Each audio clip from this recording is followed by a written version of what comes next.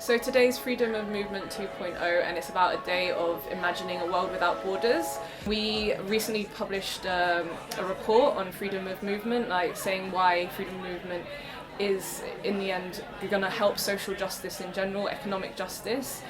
We work on different campaigns as well around like climate justice and trade justice, and we just think that this freedom of movement is part of that global fight for social justice. I led on writing the Free Movement report, which has been published today by Global Justice Now.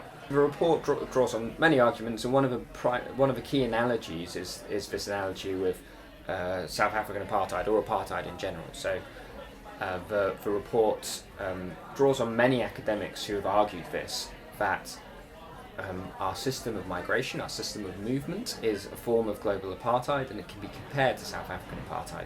So, for instance, one of the ways in which this comparison works is that under South African apartheid, if you were a black South African and you travelled out to townships, you needed documentation to do so. If you were caught or identified without documentation, it was a criminal offence, you were punished.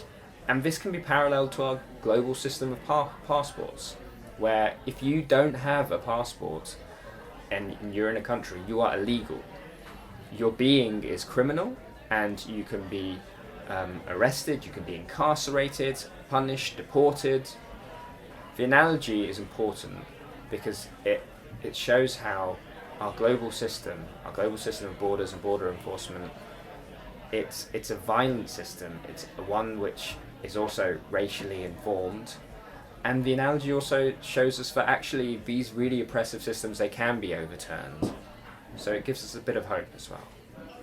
We need to continue the fight for freedom of movement because it is an anti-racist and anti-colonial fight. At the moment we have a system of a global apartheid where the rich are allowed to move and the poor aren't.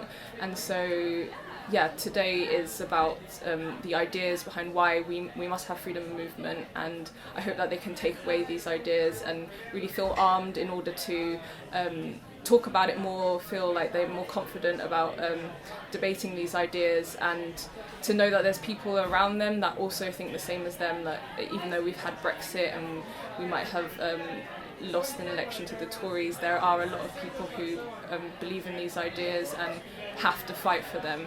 It's realistic to argue for global free movement.